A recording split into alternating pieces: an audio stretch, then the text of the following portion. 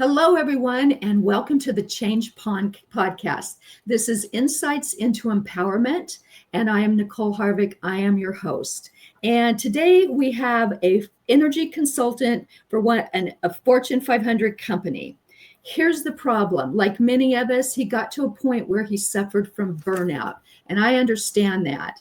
Unfortunately, he fell into addiction. He's going to tell us his story and how he overcame that.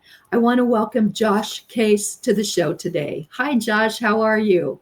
Hi, I'm doing well. Thanks for having me on, Nicole. I'm excited to be here. Well, I am glad that you're here because what I'm reading here about you, I think this has happened to a lot of people. I know I've suffered from burnout before, and people need to know how to get themselves out of that. So as you look back on what transpired, what would you say took you to that point of burnout to where you had that led you to addiction? Well, I've always had an addictive personality, and I was an alcoholic, a functioning one for decades. I was able to, make things work and happen until I did get burned out, and certain things happened in my life, like my ex-wife left, all my kids grew up. I'm like, why am I doing this anymore? I was tired of traveling, dealing with people. I was an executive of a global Fortune 500 company, ENGIE, who had bought my company that I co-founded, Photosol US Renewable Energy, and just building that company, and and then just not enough time off, not enough breaks, just lost focus, and ended up, like one time I traveled 38 out of 42 days, 2 trips to Paris, get back to Salt Lake International, don't even leave the airport. My ex-wife leaves. I fly to Omaha, take an Uber at like midnight, 200 miles. So I can go to a utility board meeting in Columbus, Nebraska. I was just doing stuff like that. That was just, looking back, I don't know how oh my gosh, I did it, but it's I crazy. did it. And, yeah. And so you said you have an addictive personality. How did you come to terms with that, or how did you discover that in fact is what you have? Well, I mean, it's been my whole life. Like, like moderation is not a thing. I always go to the excess, or I have always. I got that under control a bit now. Now I understand like why I do it or why I did. But on top of that, I was drinking because of things that happened to me in my past traumas I had never dealt with. So therapy, I'm a big mental health advocate. That's what really changed my life, and I was able to deal with the things that were making me like just constantly I guess work, drink, to escape what was going on in my head, if you will. So okay, so you were an adult when all this started, or were you younger? Did this start in your teens? Well, I've always been around alcohol. My grandparents had a bar in their house and always had parties. So growing up, I never. I mean, I can think back to high school and college where I would just drink. I drink more than everybody else. I drank. I wouldn't stop. Right. Once I started, I became a functioning alcoholic. I would pace myself throughout the day because I had meetings and things I had to attend to. But once those things were gone and I resigned, and the guardrails were off, I was right back to just drinking from the time I woke up to going to bed, walking to the bar, watching baseball, calling it the summer of Josh. Finally, I got my alone time. Wife's gone, kids are gone, but it quickly unraveled to going to rehab for the first time. And I went to rehab 2 more times before I finally got sober. So. And did someone encourage you to go to rehab, or did you know that you needed help? Well, I knew I needed help, and I was planning on going. But for some people, it wasn't soon enough. So I got, I call it shanghaied, intervened or whatever, coerced heavily the first time. it didn't help because the first week or two I was there, I was pissed off because I wanted to wait another week before I went. I wanted to take my son to his last year of college, So I wasn't in a good mood, but I did learn things the first time I went. It didn't stick. I relapsed about 3 weeks later and went to Europe and, I had a little too much fun. I say that sarcastically, and then went back to rehab again. That didn't stick. But ultimately, last summer, 2024, I went for 90 days, which was my longest stint, and where I really dealt with my mental health stuff, traumas, learning about codependency, learning how to deal with feelings, and all this stuff that, it's 48 years old, it's like, you almost feel like it's a little too late to be learning this stuff, but it's better late than never, right? No, absolutely. And congratulations on that, because that's no easy journey, is it? Well, I never thought I'd be sober. Like there were periods of time that I would be sober, but it was like white knuckling it. It was miserable. I was not fun to be around just for other reasons. Right. But now, I don't have a desire to drink. I don't have a desire to, just be numb. Mm-hmm. I know that I don't have to react to every feeling. Feelings are just information. They're not like instructions for me to do something. The codependent stuff, is looking at all my relationships, I was just living wrong. I didn't realize it, until I read this book, Codependent No More. And I'm like, this lady, man, she must be following me around and wrote about me. I should get some royalties off this fucking book, right? Really, I need some money for this. That's my life. Yeah. Yeah, but and it turns that's out what I tell people. I was just gonna say, it turns out everyone's codependent. I was gonna say, it turns out everyone's codependent. It's just how much, and I've learned how to manage it the best I can, where it's not like I can, if you will. So. Well, I'm really happy for you.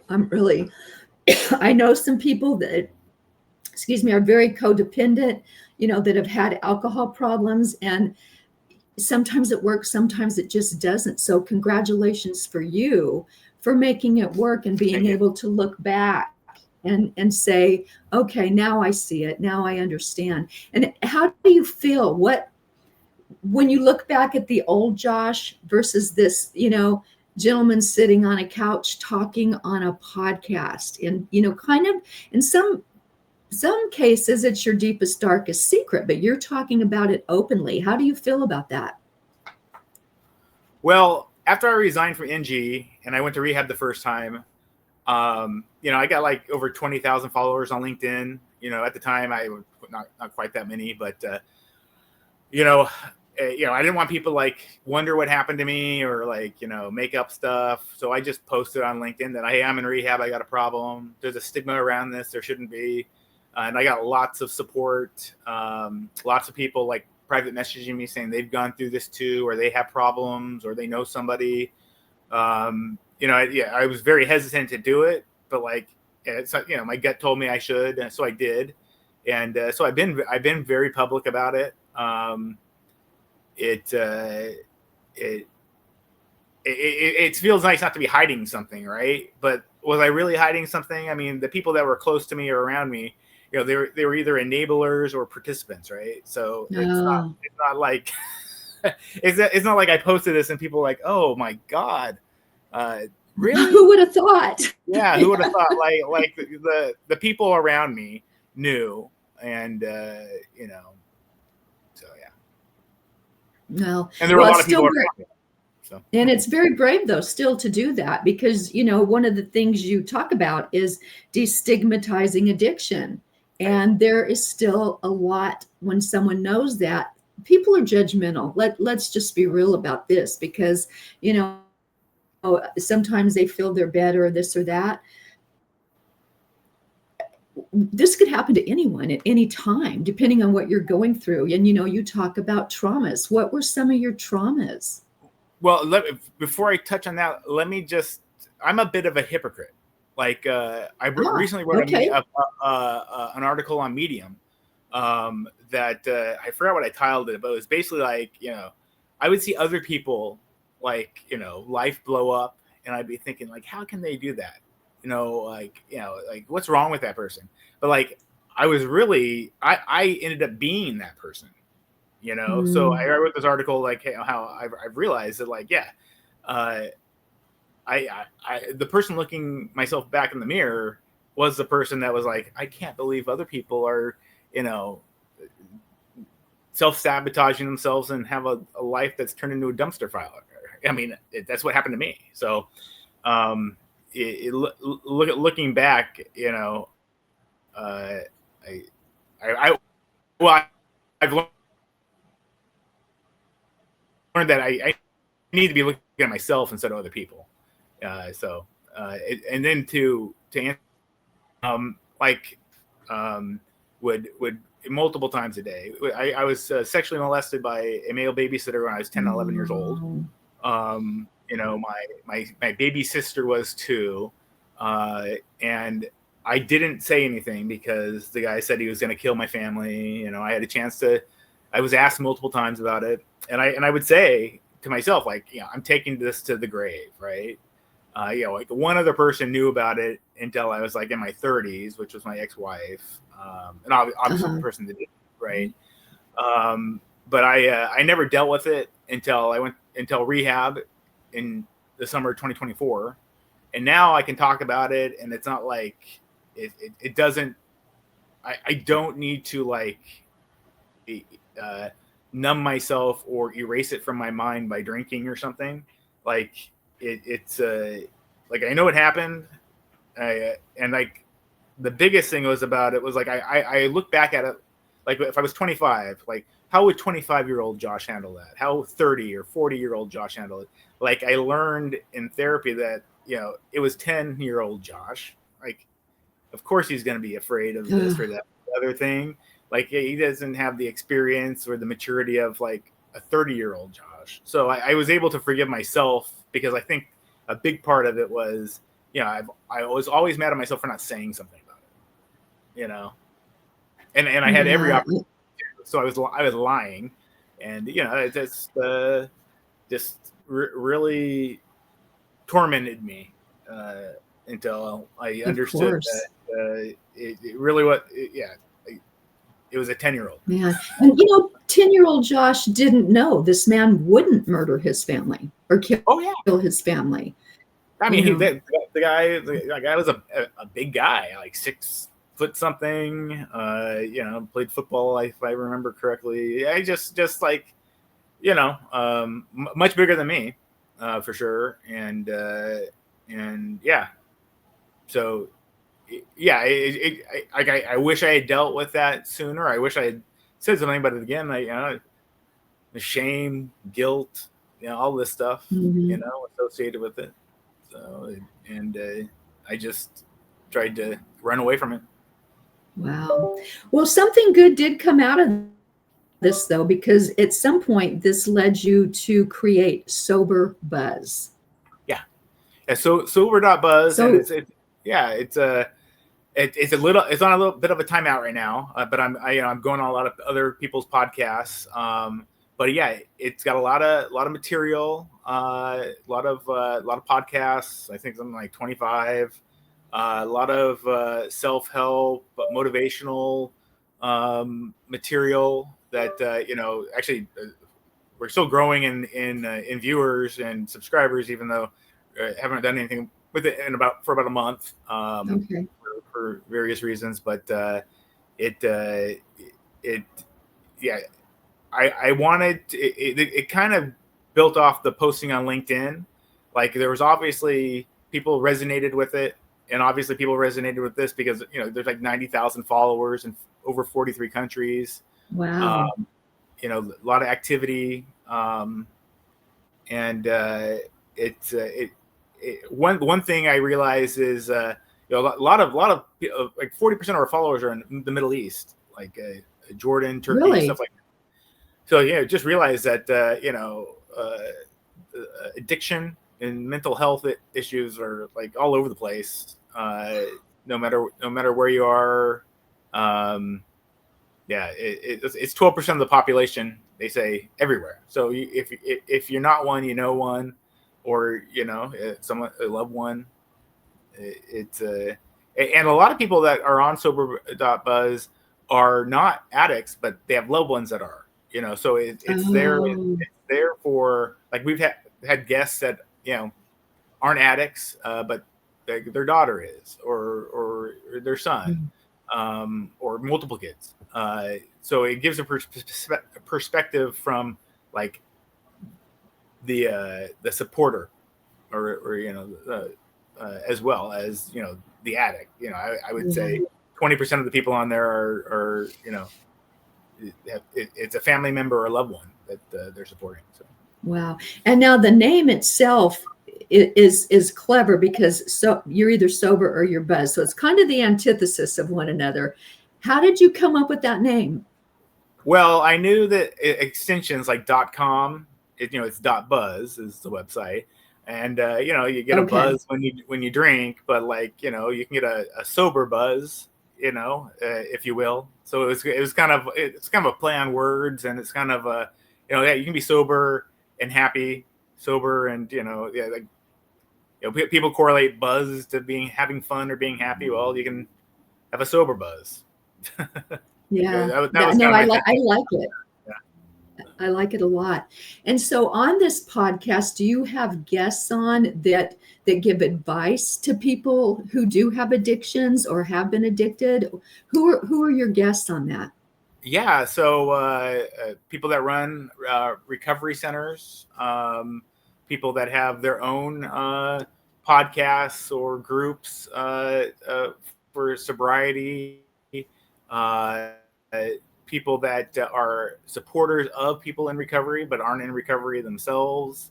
Had a lady that is, she's a consultant for the FBI and CIA and stuff like that, for sex trafficking. She was sex trafficked, and there's obviously, well, not obviously, but, like, most people that are sex trafficked are in addiction too. So I mean, just kind of a wide range of things.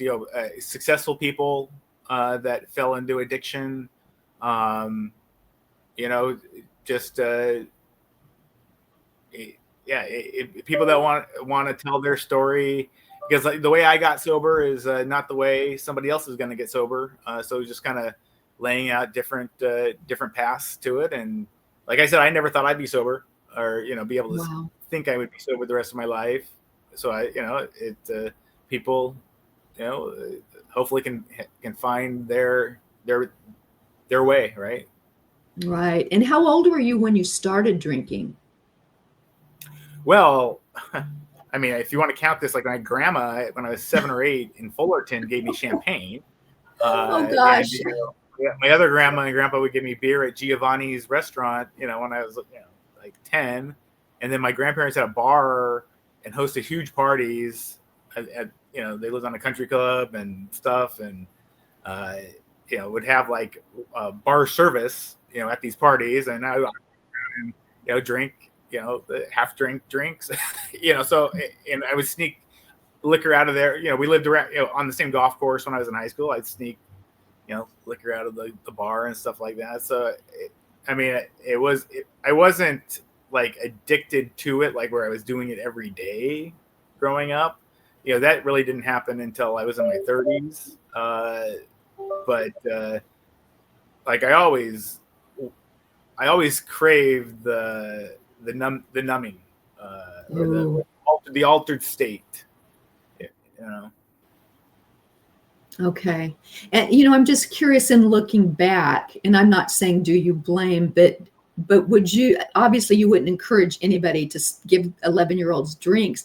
Do you think that played a part to where that made it okay? Well, my grandparents do it, they gave me this. And what was inside of you that made you want that drink?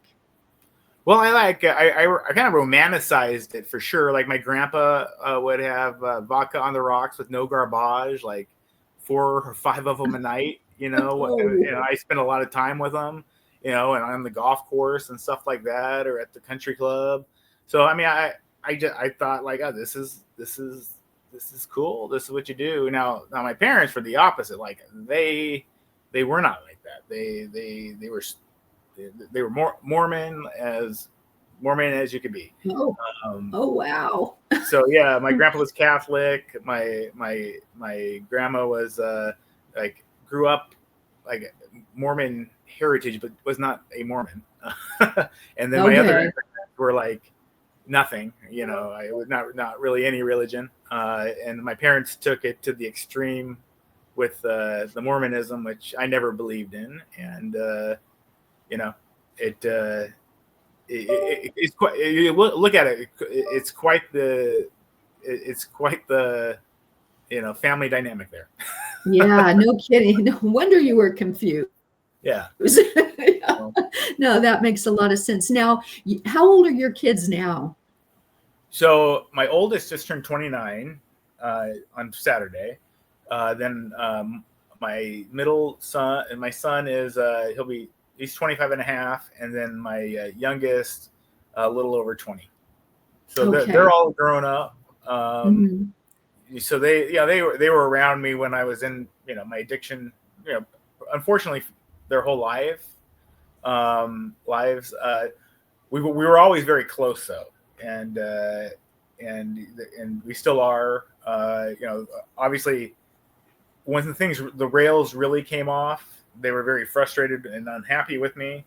But I'm very fortunate that they still want to be in my life. So.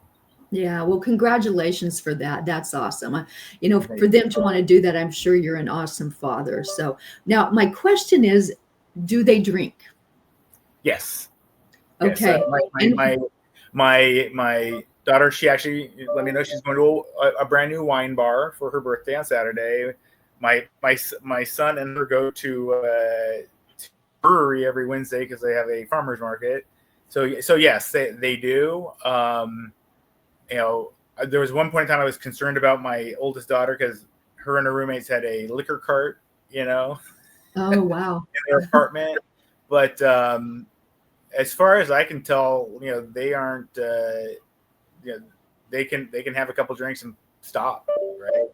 Wonderful.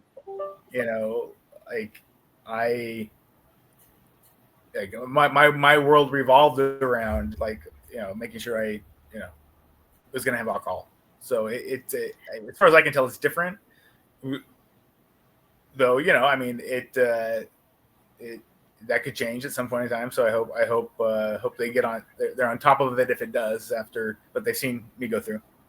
Yeah, and the thing is, you would be able to recognize that, wouldn't you? Having gone through it, would you be able to recognize it in someone else?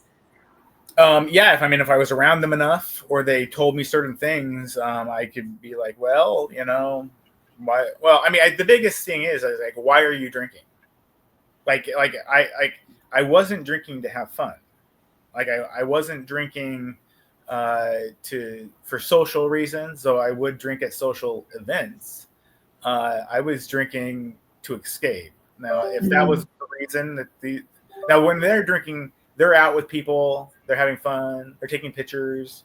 When I drank, I sat in front of a TV or my desk, or I, went to the parking garage, or I went out, or I'd go to lunch by myself. Like I wasn't being a social butterfly when I was drinking. I was so whole different ball game type. Yeah, they're doing it for fun.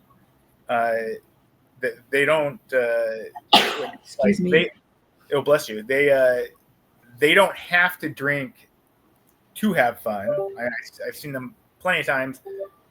Just have soda, right, or something. Like it's not like me. On the other hand, it's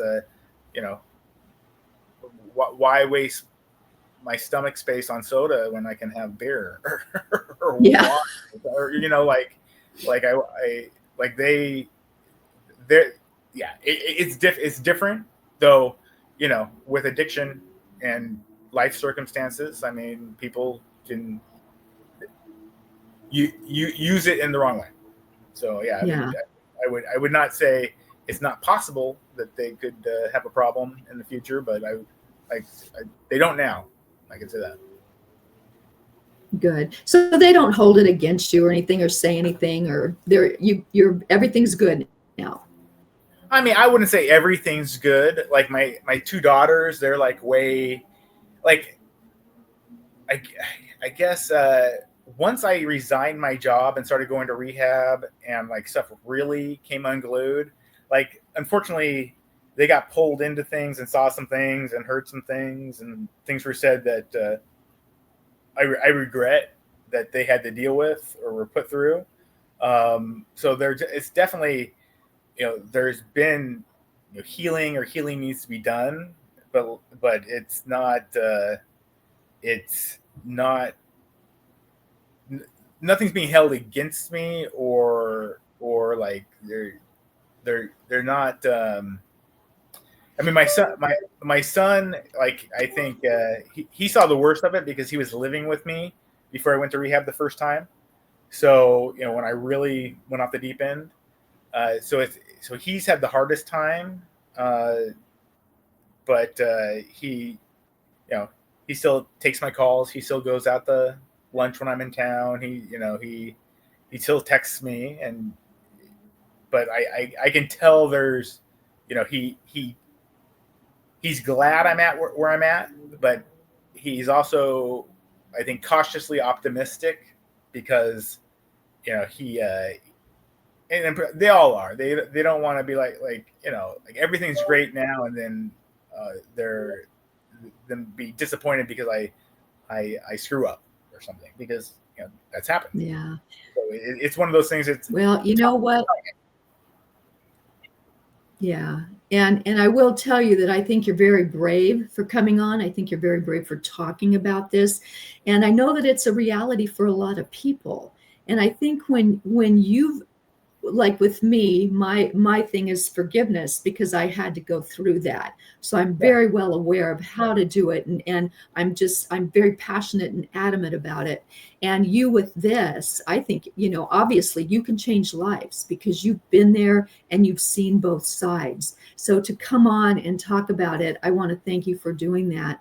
And I know we're almost out of time, but I would love for you to give our audience just some nuggets to look for, or to help them, because you're the perfect guy to do it if they're in your place. So give us some nuggets before we leave.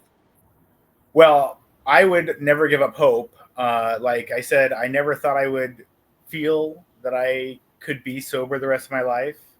But once I dealt with certain things, I believe I can.